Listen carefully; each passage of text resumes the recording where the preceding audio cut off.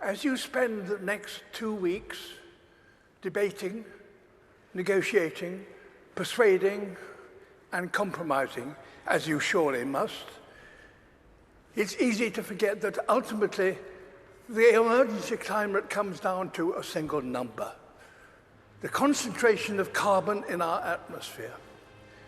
The measure that greatly determines global temperature. And the changes in that one number is the clearest way to chart our own story, for it defines our relationship with our world.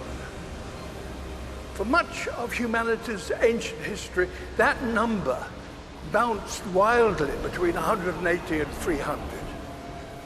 And so too did global temperatures. It was a brutal and unpredictable world.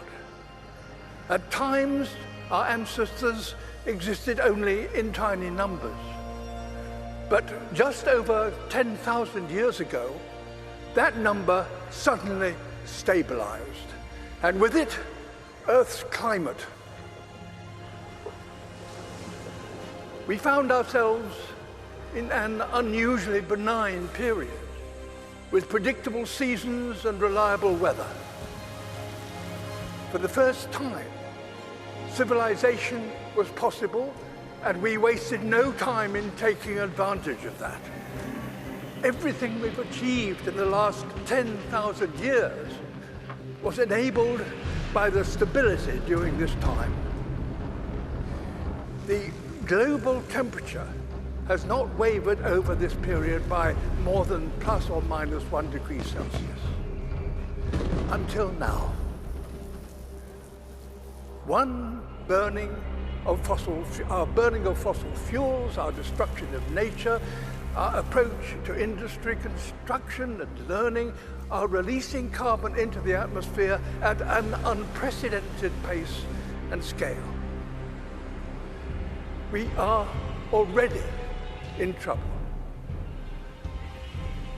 The stability we all depend on is breaking. This story is one of inequality as well as instability. Today, those who've done the least to cause this problem are being the hardest hit. Ultimately, all of us will feel the impact, some of which are now unavoidable.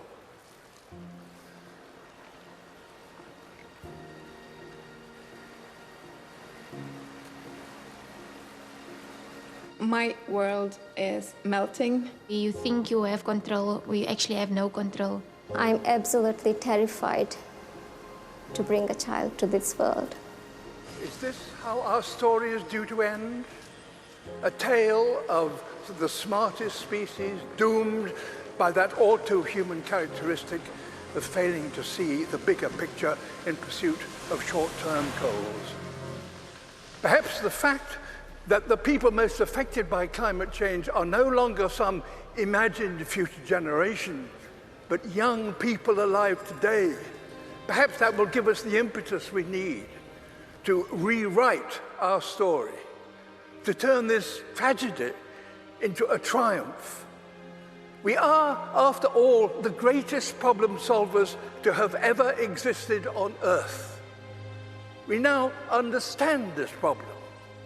We know how to stop the number rising and put it in reverse. We must have carbon emissions, halt them this decade. We must recapture billions of tons of carbon from the air. We must fix our sights on keeping 1.5 degrees within reach. A new industrial revolution, powered by millions of sustainable innovations, is essential and is indeed already beginning. We will all share in the benefits: affordable clean energy, healthy air, and enough food to sustain us all. Nature is a key ally. Wherever we restore the wild, it will recapture carbon and help us bring back balance to our planet.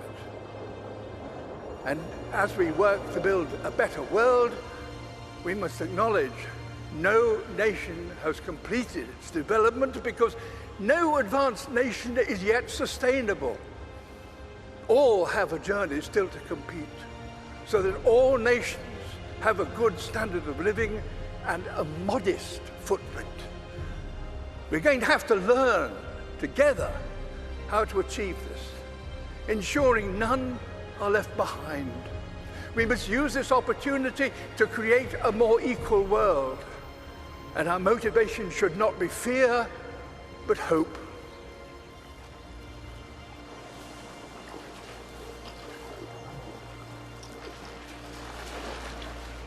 Can we fix climate problem in one generation? My answer would be yes, we have to.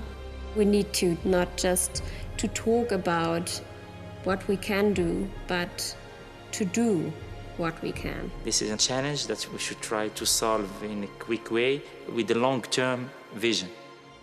It comes down to this: the people alive now are the generation to come. Will look at this conference and consider one thing. Did that number stop rising and start to drop as a result of commitments made here? There's every reason to believe that the answer can be yes. If working apart, we are force powerful enough to destabilize our planet, surely working together, we are powerful enough to save it. In my lifetime, I've witnessed a terrible decline. In yours, you could and should witness a wonderful recovery. That desperate hope, ladies and gentlemen, delegates, excellency, is why the world is looking to you and why you are here. Thank you.